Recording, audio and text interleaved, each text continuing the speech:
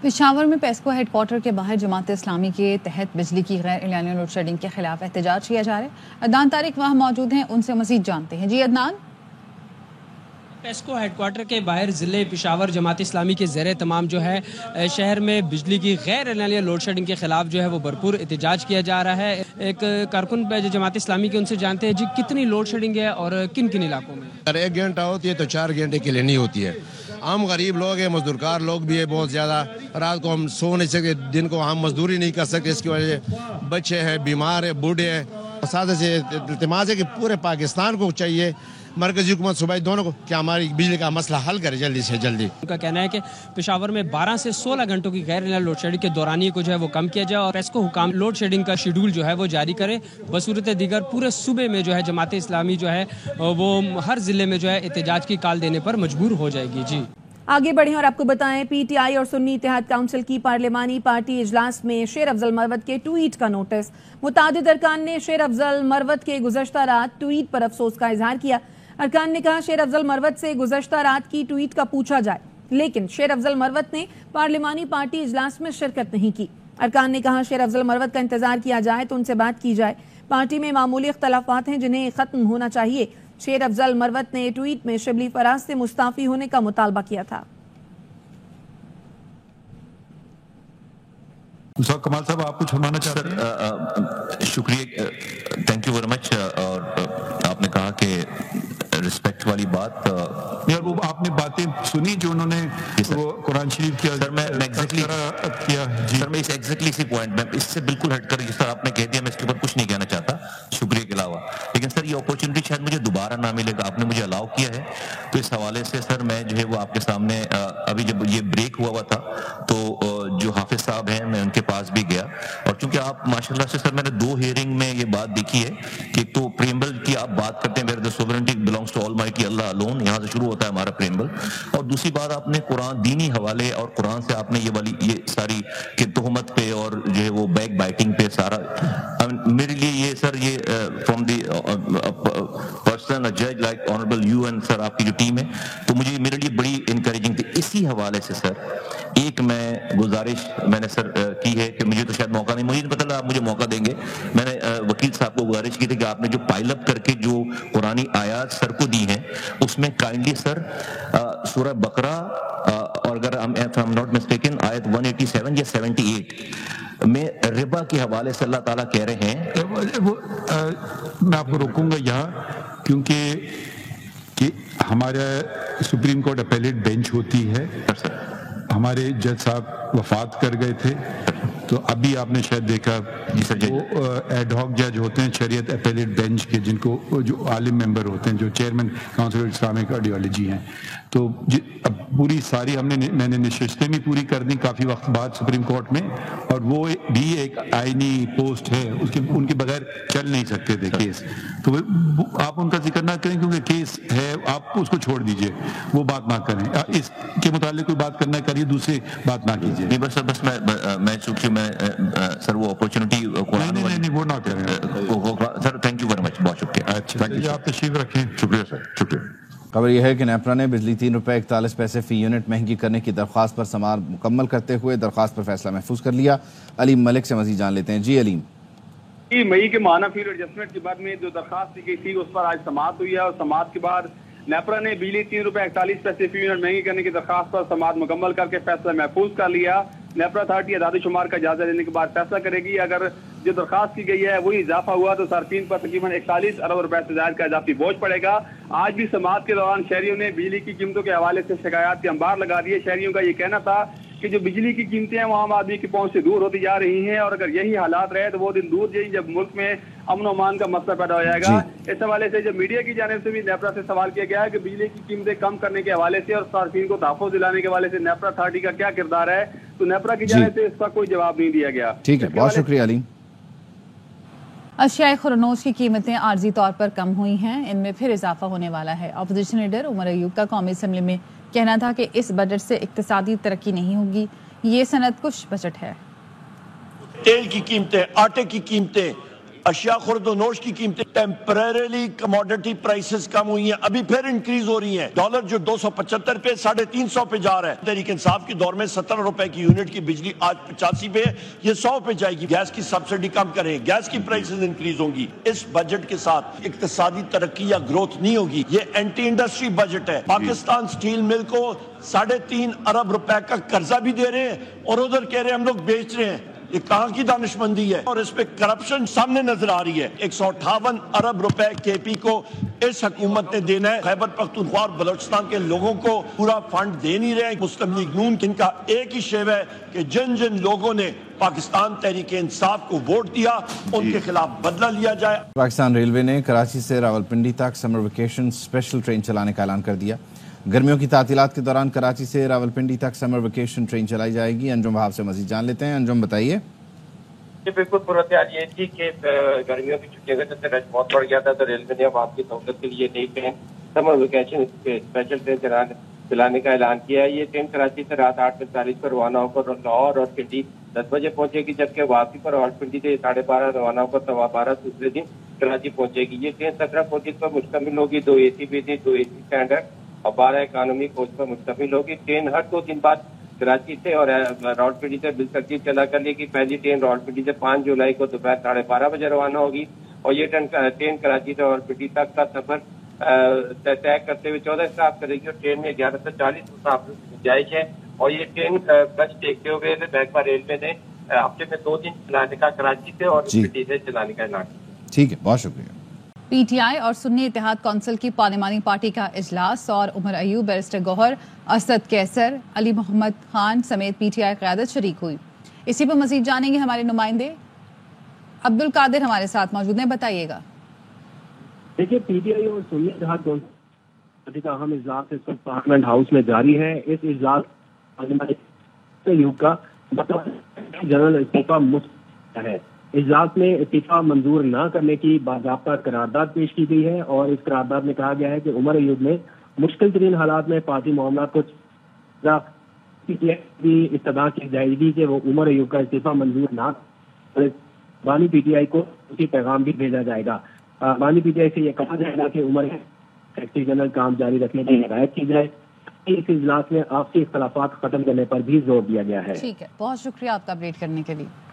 NFC میں خیبر پختونخوا کا حصہ 1% رکھا گیا جو آج تک جاری ہے. وزیر اعظم شہباز شریف نے قومی اسمبلی میں اظہار خیال کرتے ہوئے کہا خیبر پختونخوا کو انسداد دہشت گردی کے لیے 590 ارب روپے دیے گئے. دہشت گردی سے نمٹنے کے لیے خیبر پختونخوا کے سوا کسی صوبے کو 1 روپیہ نہیں دیا گیا. NFC ایوارڈ میں جو رکھا گیا 1% شیئر کے پی کا جو آج تک چلا آ رہا ہے, کے پی کے بعد بلوچستان کا حصہ ہے. 2010 سے لے کے آج تک 590 ارب روپے کے پی کو ملے. صرف دہشت گردی کے خلاف جو ان کی جو کاوشیں تھی ان کو آگومنٹ کرنے کے لیے کے پی ہمارے بھائیوں اور بہنوں نے شہادتیں دی ہیں, بلوچستان کی طرح, سندھ کی طرح اور پنجاب کی طرح, لیکن کسی صوبے کو اس میں ایک دھیلا نہیں ملا ماسوے کے پی کے. اس کو بھی ذرا ضرور سوچیں کہ 590 ارب روپے آج تک جا چکے ہیں مگر وہاں پر سی ڈی ڈی آج بھی نامکمل ہے. پنجاب میں چیف سیکرٹری یا سندھ میں چیف سیکرٹری یا بلوچستان میں 3 نام ان کو دیے ہیں. ان کو اگر وہ نہیں پسند تو ہم ایک اور پینل دے دیتے ہیں. یہ کہنا کہ ہم خدا نخواستہ تفریق کرنا چاہتے ہیں, میں یہ کہتا ہوں کہ کے پی کے عوام پاکستان کے بڑے بہادر غیور عوام ہے, خوبصورت صوبہ ہے. آپ کو بتائیں اپوزیشن کے احتجاج پر اسپیکر پنجاب اسمبلی برہم. اسپیکر نے ضمنی بجٹ کی منظوری کا عمل مؤخر کر دیا. ان کا کہنا تھا کہ میں نے ہاؤس کو بہتر انداز میں چلانے کی کوشش کی. مزید کیا تفصیلات ہیں الفت مغل سے جانیں گے. جی الفت بتائیے گا. جی بالکل, آج پنجاب اسمبلی کے اجلاس میں ضمنی بجٹ کی منظوری ہونی تھی, جس سے قبل وزیر اعلیٰ پنجاب مریم نواز شریف نے ایوان سے خطاب کیا اور وزیر اعلیٰ پنجاب مریم نواز شریف کے خطاب کے موقع پر اپوزیشن نے احتجاج کیا, گول گپاڑا کیا, جس پر speaker Punjab assembly house in order کرنے کی کوشش کرتے رہے, لیکن اپوزیشن ارکان نے ایک نہ سنی اور احتجاج کرتے رہے, جس کے بعد اسپیکر پنجاب اسمبلی نے وزیر اعلیٰ پنجاب مریم نواز شریف کی اسپیچ کے بعد اجلاس کل دوپہر 2 بجے تک ملتوی کر دیا. اور اسپیکر نے کہا کہ میں نے ہمیشہ کوشش کی ہے کہ ہاؤس کو ان آرڈر رکھوں اور رولز کے مطابق ہاؤس کو چلاؤں. میں نے اپوزیشن اور حکومتی ارکان کو یکساں مواقع فراہم کیے کہ وہ اپنا موقع رکھ سکے, لیکن शायद मेरी इस का नाजायज फायदा उठाया गया, और आइंदा मैं रूल्स के मुताबिक हाउस को ऑर्डर रखूंगा और अपने इख्तियारात का वसी इस्तेमाल करूंगा। बहुत शुक्रिया उल्फत तफसीलात के लिए। 190 मिलियन पाउंड केस बानी पीटीआई की जमानत मनसूखी के लिए सुप्रीम कोर्ट से रुजू। राजा मोहसिन एजाज से मजीद तफसीलात जानते हैं, बताइए राजा मोहसिन। देखिए 190 मिलियन पाउंड केस में नैब की जानिब से बानी तहरीक इंसाफ की जमानत मनसूखी के लिए सुप्रीम कोर्ट से रुजू किया गया है, और चेयरमैन नैब की जानिब से इस्लामाबाद हाई कोर्ट के जमानत फैसले के खिलाफ अपील दायर की गई है, जिसमें ये कहा गया है कि इस्लामाबाद हाई कोर्ट का फैसला कानून के बरखिलाफ है। मुलजिम को जमानत देते हुए अदालत ने हकायक को नजरअंदाज किया। अदालत 14 मई इस्लामाबाद हाई कोर्ट फैसले के खिलाफ अपील को मंजूर करे और बानी तहरीक इंसाफ की जमानत का फैसला कलअदम करार दिया जाए। बहुत शुक्रिया राजा मोहसिन। फैसल वावडा और मुस्तफ़ा कमाल तौहीन अदालत केस में चीफ जस्टिस ने हुक्मनामा लिखवा दिया, जिसमें कहा गया कि फैसल वावडा और मुस्तफ़ा कमाल को जारी शो कॉज वापस लिया जाता है। तवक्को है कि दोनों रहनुमा अपने जमा करवाए गए जवाब पर कायम रहेंगे। राजा मोहसिन से मजीद जान लेते हैं। राजा मोहसिन, अपडेट कीजिए। देखिए तौहीन अदालत केस में अब सुप्रीम कोर्ट ऑफ पाकिस्तान की जानिब से हुक्मनामा लिखवा दिया गया है, और इस हुक्मनामे में ये कहा गया है कि फैसल वावडा और मुस्तफ़ा कमाल के खिलाफ तौहीन अदालत की जो कार्रवाई है वो खत्म की जाती है। अदालत की जानिब से दोनों अरकान पार्लियामान की जो गैर मशरूत मुआफ़ी है उसे भी मंजूर किया जाता है, और गैर मशरूत मुआफ़ी के बाद अब मामले को आगे नहीं बढ़ाया जाएगा। और इसी तरह आगे जो तौहीन अदालत के जारी करता शो कॉज नोटिस से इन दोनों पार्लियामेंटेरियंस को ये अब वापस ले लिए गए हैं। बहुत शुक्रिया राजा मोहसिन। अच्छा, खबर यह है कि पाकिस्तान ने अमेरिका में फौरी कैरियर सर्विस अफसरान की तकर्री का फैसला कर लिया है। सिफारती ज़राए बताते हैं कि पाकिस्तान वाशिंगटन डीसी और न्यूयॉर्क में कैरियर सर्विस अफसरान की तकर्री की जाएगी। तो राजा मोहसिन हमें मजीद बता रहे हैं, बताइएगा।